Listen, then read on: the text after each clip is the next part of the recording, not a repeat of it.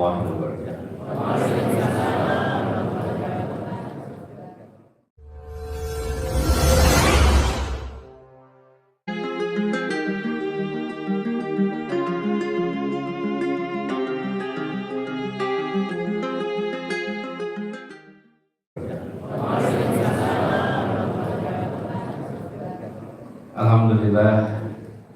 Alhamdulillahilladzi arsala rasulahu bil huda wa dinil haqq liyudhhirahu 'ala dini kullihi wa kafa billahi shahida.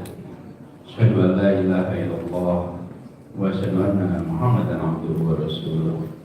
Allahumma shalli 'ala sayyidina Muhammad wa 'ala alihi wa ashabihi ajma'in. Raditu billahi rabban wa bil islami dinan wa bi Muhammadin nabiyyan wa rasulan. Rabbil yang saya hormati, yang saya muliakan Bapak Kiai Haji Akhil Nur, insyaallah beliau diberikan kesehatan, dimudahkan dalam seluruh kegiatan dakwahnya dalam membesarkan pondok pesantren Husnul Khotimah ini, dan seluruh keluarga besar, pimpinan, pengelola, para guru dari pondok pesantren Husnul Khotimah. Saya hormati Kiai Haji Utama, Ketua Yayasan, juga saya hormati Pak Kiai Dodo, sekarang kita Allah, terus saya alhamdulillah kita ditakdirkan ketemu lagi. Insyaallah beliau juga terus jadi pilar penggerak bagi umat dunia ini. Para tokoh masyarakat dari dalam sahabat kami kepada Prangus Wahid, Ketua Pengurus Daerah Muhammadiyah, dari Haji A'am Makhiludin, Ketua Kabupaten Kuningan, dan juga kemudian di sini ada bersama kami Pak Haji Akang Sugiono yang paling tinggi dan paling kanan, Pak Haji Tatang.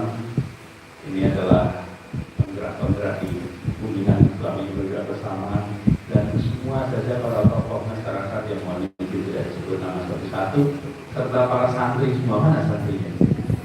Angkat tangan ya, coba santri. Oh, yang dapat giliran yang perempuan dulu ya. Para santri semua. Pak Kiai, saya ingin sampaikan rasa syukur, alhamdulillah, bahwa hari ini dapat kesempatan untuk melihat dari dekat yang sudah didengar dari jauh. Pondok pesantren Husnul Khotimah ini, namanya, gaungnya, dan cerita dari mereka-mereka yang mengirimkan anaknya ke sini itu sudah luar biasa luar biasa. Bahkan di kantor saya saja, kalau ditanya salah satu pondok yang santrinya paling sering ke ruangan saya ini Husnul Khotimah. Ya. Karena apa? Karena dokter dikabarin sama yang Pamdal yang menjaga apa? Pengamanan dalam. Dikabarin, Pak, ada yang datang. Itu tidak pakai appointment. Datang dari mana? Husnul Khotimah. Dan nanti di antara waktu kita ketemu. Jadi yang sudah kembali lokal pasti tahu. Kalau bikin appointment malah susah. Tapi kalau tunggu begitu ada waktu, dari mana sih tanya Husnul Khotimah? Cuma mau ketemu aja Pak. Anak Husnul Khotimah ini berani-berani bagai mereka itu tidak pakai urutan protokol, datang itu. Dan ada memang yang ayahnya bekerja di DKI, dan kemudian ada anaknya di sini, kalau masalah salah satu ketua OSIS lah. Nah, tapi inilah yang kemudian menjadi keyakinan dari saya bahwa insya Allah tempat ini hitungan kilometernya jauh dari ibu kota kalau dihitung kilometer, tetapi insya Allah tempat ini menjadi tempat penumbuhan manusia-manusia baru yang nantinya akan memberikan manfaat bagi majuan umat insya Allah. Dalam perkembangannya usia yang relatif muda bagi sebuah pondok pesantren, 94 ya sudah saya baik, 94 sampai sekarang 29 tahun, tapi ini masih panjang perjalanannya. Jadi kalau mau tahu tua atau muda, paling gampang lihat ceritanya. Kalau yang dibahas masa depan berarti masih muda. Kalau yang dibahas masa lalu tanda-tanda tua. Sama, kita juga begitu. Kita ini kalau bicara dimulai dengan kalimat dulu, ini udah tua ya. Kalau ada orang mulai dengan bicara dulu udah tua gitu. Tapi kalau besok insya Allah masih muda.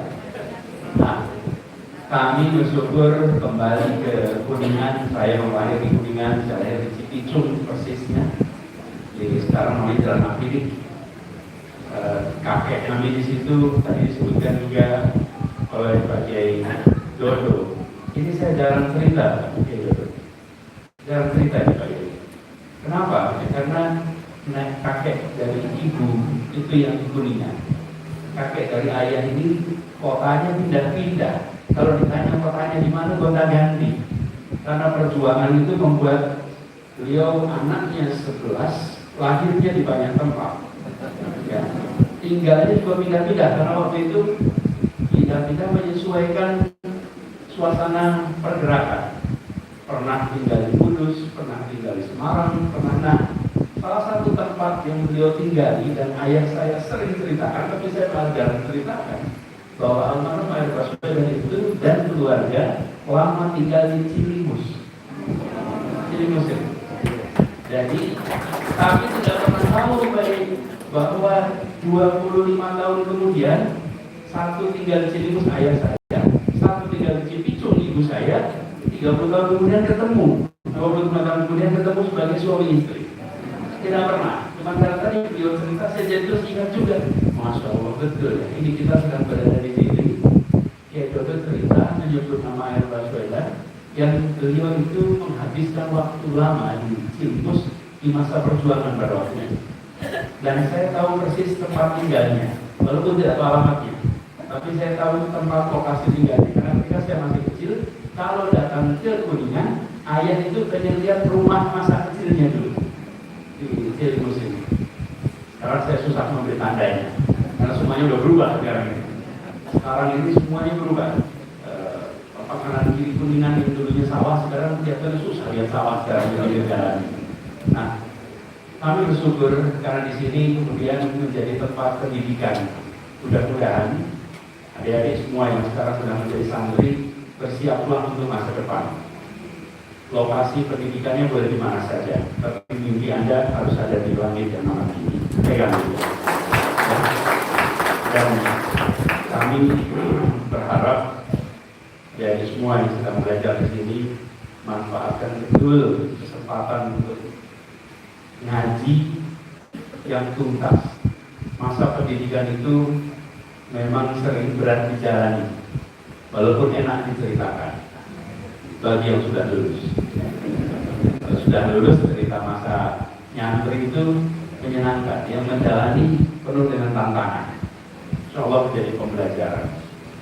Bapak Ibu sekalian, para alim ulama, para tokoh masyarakat yang kami hormati, kami memang kembali ke sini kebetulan dengan teman-teman menyelenggarakan kegiatan pembukaan. Dan seperti disampaikan juga tadi, kami banyak berkeliling menyaksikan Indonesia yang amat beragam.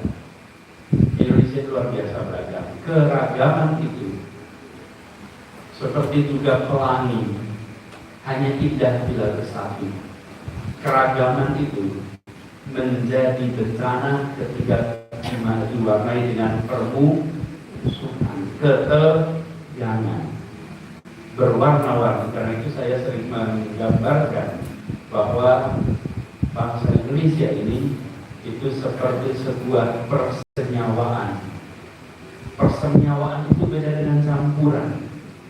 Kalau campuran itu dicampur tidak membentuk unsur baru. Kalau persenyawaan itu barang yang dicampur jadi unsur baru. Indonesia, Pak Ajaran, ini air gitu. Ini adik-adik yang belajar SMA pasti tahu persis. Air ini namanya rumus kimianya H2O. Kita semua tahu H2O itu H itu apa? Hidrogen, O itu Hidrogen dan oksigen bercampur membentuk namanya air.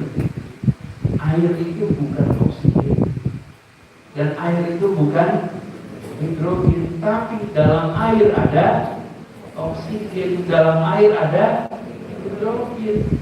Ketika bersenyawa, dia membentuk entitas baru namanya air. Tidak banyak bangsa di dunia yang bisa bersenyawa seperti bangsa Indonesia. Karena yang hidrogen tetap hidrogen, yang oksigen tetap oksigen, tapi bergabung menjadi air. Ini kalau dibongkar isinya ada hidrogennya, ada oksigennya, tapi barangnya beda. Coba cari hidrogen sendiri, ada yang mau minum? Ada. Coba oksigen sendiri, bisa nggak diminum? Nggak bisa. Nah, Indonesia kita itu campuran dari unsur-unsur begitu banyak membentuk entitas baru bernama Indonesia. Nah, di dalamnya ada apa? Ada Sunda, ada Jawa, ada Bugis, ada Manado, ada Batak, ada Aceh. Itu di dalam ini harus dirawat. Nah, kebanyakan dari kita akhir-akhir ini lebih sering membicarakan unsur pembentuknya daripada unsur yang dihasilkannya. Masing-masing kita, saya hidrogen, saya oksigen, untuk menunjukkan bahwa kita terdiri dari unsur yang begitu banyak. Lupa bahwa kita ini sudah menjadi Indonesia.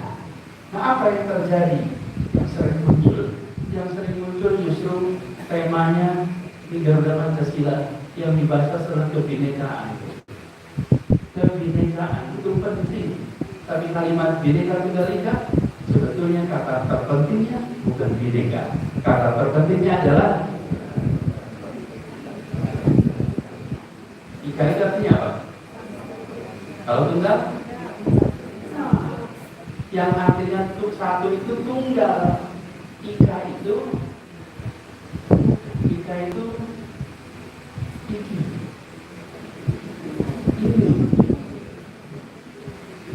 ini. Jadi berbeda yang satu ini. Jadi kata pentingnya hari ini yang sering bicara bineka. Padahal yang hebat dari Indonesia bukan binekanya, yang hebat itu tunggalnya. Itulah hebatnya Indonesia. Jadi saya sering sampaikan kepada mereka yang menyampaikan pentingnya menonjolkan bineka. Kalau menonjolkan bineka itu seperti menonjolkan oksigennya, menonjolkan hidrogennya. Sementara kita sudah menjadi Indonesia. Nah, itu sering kami dorong dan mudah-mudahan bisa dijaga. Tapi menjaga itu pengalaman kami ketika di Jakarta, para ulama, para tokoh masyarakat, kata kuncinya rasa keadilan. Bila di situ ada rasa keadilan, insya Allah persatuan bisa dijaga. Tapi bila tidak ada rasa keadilan, sulit menjaga persatuan. Kalau ada contohnya persatuan dalam ketimpangan, kami pengen lihat. Kalau ada contoh persatuan dalam ketimpangan, kami pengen tahu contohnya di mana. Karena kita belum ketemu. Selalu nggak keadilan, dan itu bisa dikerjakan dalam waktu yang pendek sekali.